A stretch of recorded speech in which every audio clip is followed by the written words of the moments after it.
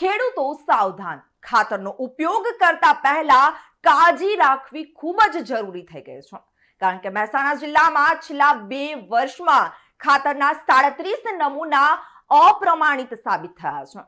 છેલ્લા 2 વર્ષમાં મહેસાણા જિલ્લામાં ખાતરના 1262 નમૂના લેવામાં આવ્યા હતા. 1262 પૈકી 1225 નમૂના પ્રમાણિત અને 37 નમૂના અપ્રમાણિત સાબિત થયા છે. 37 નમૂના ફેલ થવાના કિસ્સામાં એક કેસમાં દંડ કરવામાં આવ્યો છે, ત્યારે 3 નમૂનાના કિસ્સામાં હાલમાં કોર્ટમાં કેસ પડતર હોય, 5 નમૂનાના કિસ્સામાં કોર્ટમાં કેસ દાખલ કરવાની કાર્યવાહી હાલ પ્રગતિમાં છે. ત્યારે 18 નમૂનાના કિસ્સામાં વહીવટી પગલાં લેવામાં આવ્યા છે અને 2 નમૂના રીએનાલિસિસમાં મોકલવામાં આવ્યા છે અને 8 નમૂનાના કિસ્સામાં હાલ કાર્યવાહી પ્રગતિમાં છે. ત્યારે યુરિયા અને ડીએપી થી માંડીને તમામ ખાતરના સેમ્પલ લેવાય છે અને મોટા ભાગે ખાનગી કંપનીઓના ખાતરના નમૂના અપ્રમાણિત સામે આવ્યા છે. એનપીકે, એએસ, એએસપી બાયો ફર્ટિલાઇઝરના નમૂના ફેલ થવા પામ્યા છે, ત્યારે ખેત નિયામકની કચેરી દ્વારા ખેડૂતોને ખાતર ખરીદતી વખતે પાકું બિલ લેવાની પણ સલાહ આપવામાં આવી છે.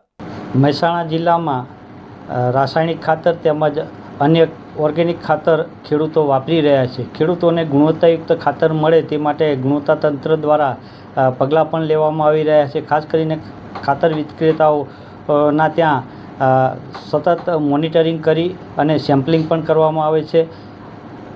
2 વર્ષની વાત કરીએ તો 2 વર્ષમાં કુલ 1262 જેટલા નમૂના લેવામાં આવ્યા હતા. આ નમૂનાઓ પૈકી 37 જેટલા નમૂનાઓ જે બિન પ્રમાણિત થયા હતા. આ બિન પ્રમાણિત નમૂનાઓ પરત્વે ફર્ટિલાઇઝર કંટ્રોલ ઓર્ડર અન્વયે કાર્યવાહી પણ કરવામાં આવી છે, જેમાંથી એક કોર્ટ કેસ દાખલ કર્યો હતો, જેનો ચુકાદો પણ આવે છે, જેમાં વિક્રેતા તેમજ ઉત્પાદકને નાણાકીય દંડ પણ કરેલો છે. 3 કોર્ટ કેસ અત્યારે પ્રગતિમાં છે, કોર્ટમાં દાખલ કરવામાં આવેલા છે. 5 કેસ કોર્ટમાં દાખલ કરવાની કાર્યવાહી હાલમાં ચાલુમાં છે.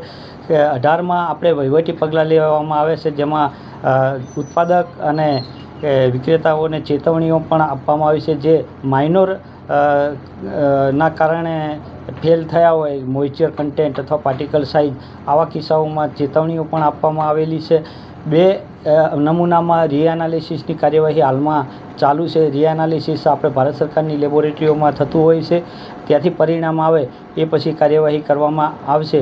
આ રીતે સતત ગુણવત્તા નિયંત્રણ દ્વારા મોનિટરિંગ કરી અને પગલાં લેવામાં આવી રહ્યા છે. સર, આ જે નમૂના અપ્રમાણિત થયા છે એમાં કઈ કંપનીના ખાતરો છે અને એમાં કયા પ્રકારના કન્ટેનર ઉપલબ્ધ ન હતા?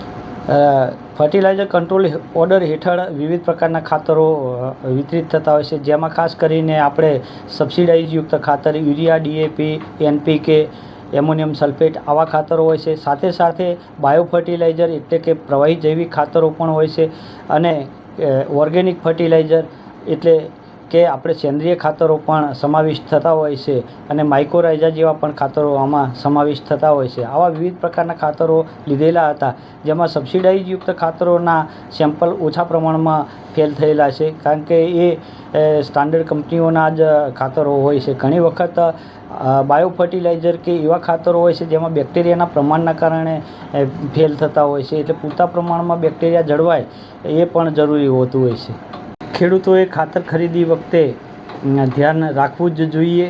ખાસ કરીને અત્યારે સબસિડીયુક્ત ખાતરો છે, એ ખાતરો આપણે POS મશીન દ્વારા પોતાનો થંબ ઇમ્પ્રેશન એટલે કે અંગૂઠો મૂકી અને વિક્રેતા વેચાણ કરતા હોય છે, પરંતુ એને પાકું બિલ લેવાનો પણ આગ્રહ રાખવો જોઈએ.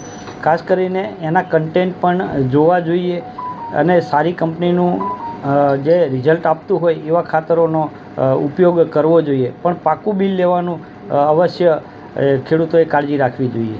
આ સિવાય ખેડૂત કેવી રીતે જાણી શકે કે એના જે ખાતર આપવામાં આવ્યું છે ખરેખર કન્ટેન્ટવાળું છે કે કેમ, એ માટે શું વ્યવસ્થા? ખાતરની બેગ્સ એટલે કે થેલી ઉપર લખેલું જ હોય છે. માનો કે આપણે યુરિયાની થેલી લઈએ તો એમાં ભારત સરકારશ્રી એની સહાય, ખેડૂતે ભરવાની રકમ અને કુલ કિંમત આ રીતે પણ લખેલું હોય છે. એની નીચે પણ 46% નાઇટ્રોજન એ રીતે લખેલું છે. એ રીતે દરેક ખાતરોમાં એના કન્ટેન્ટ પણ લખેલા હોય છે. રિપોર્ટર તરુણ પ્રજાપતિ સાથે ચક્રવાત ન્યૂઝ, મહેસાણા.